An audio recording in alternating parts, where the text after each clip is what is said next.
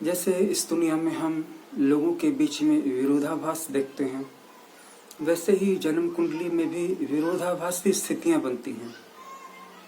आपने ऐसे बहुत सारे लोगों को देखा होगा जो हाईली एजुकेटेड हैं, उनके पास प्रोफेशनल डिग्रियां भी हैं,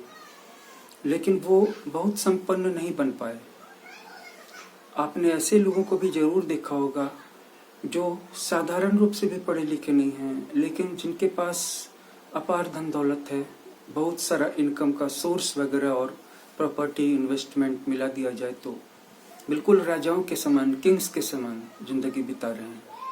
जब इसी चीज को हम जन्म कुंडली से रिलेट करते हैं तो जिन व्यक्तियों का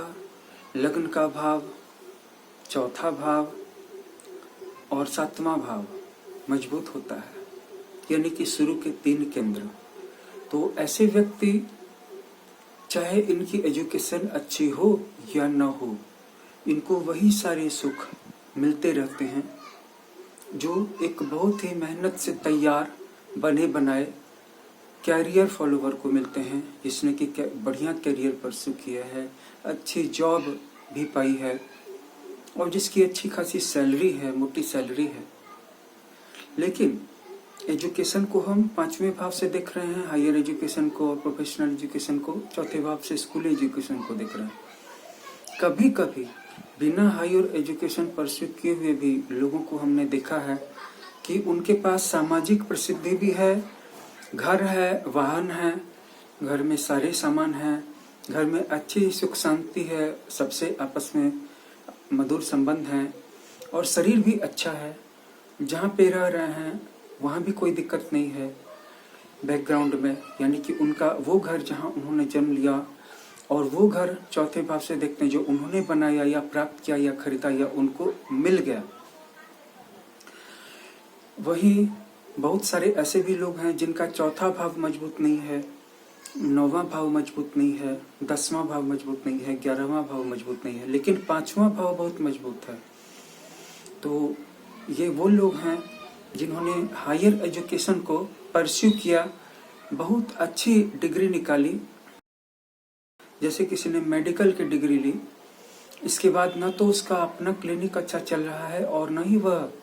किसी बड़े हॉस्पिटल के साथ अटैच होकर के ही जॉब कर पाता है।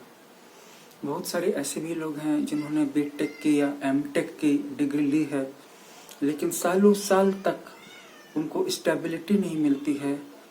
और अगर स्टेबिलिटी मिलती है तो वहाँ पे मोटी सैलरी नहीं मिलती है। तो इनका 5वां भाव अच्छा था, लेकिन 9वां भाव जो भाग्य का है, 10वां भाव जो प्रोफेशन का है, जॉब का है, 11वां भाव जो इनकम का है और 4था भाव जो सुख का है, वो मजबूत नहीं था। हालांकि ऐसा बहुत कम स्थिति में होता है, क्योंकि कुछ भाव जो होते हैं वो महादशाओं से भी संबंधित होते हैं। मैंने अनेक सारे ऐसे इंजीनियर्स को भी देखा है और डॉक्टर्स को भी देखा है जो अपने करियर के शुरुआती कुछ सालों में अच्छा खासा स्ट्रगल कर रहे थे, उनके बहुत सारे इश्यूज थे और अशांति थी, लेकिन बाद में अचानक से उन्होंने क्लिक किया और उनकी इनकम काफ़ी ज़्यादा बढ़ गई, 50 लाख से 1 करोड़ रुपीस पर एनम तक पहुंच गई हमारे भारत में। तो ये उनकी दशा से रिलेटेड था कि जब तक उनकी दशा बुरे ग्रह वाली चल रही थी तब तक उनको अशांति और भटकाव सा महसूस होता रहा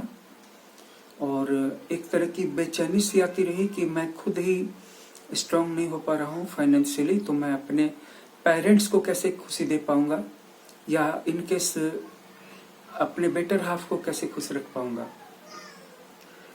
लेकिन ऐसे ही लोगों की जब बुरे ग्रह की महादशा समाप्त हो गई तो अच्छे ग्रह की महादशा शुरू होने के बाद उनका बहुत अच्छा गोल्डन पीरियड आ गया। ऐसे लोगों को हम रोज देखते हैं। लग्नेश मजबूत होगा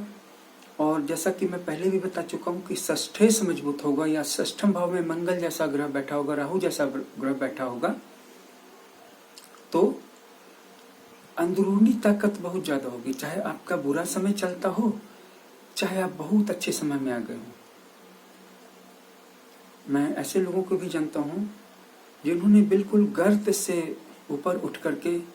शिखर तक सफलतापूर्वक आरोहण किया। जब वो गर्त में थे, बिल्कुल उनका समय गरीबी वाला चल रहा था,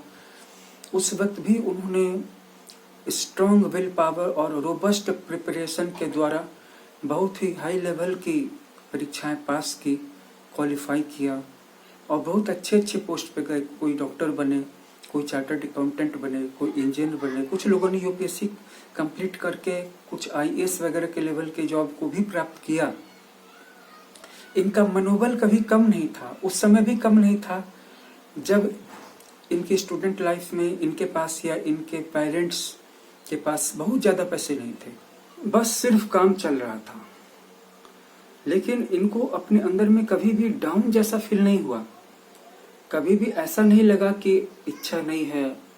या हिम्मत नहीं है, भरोसा नहीं है कि कैसे होगा।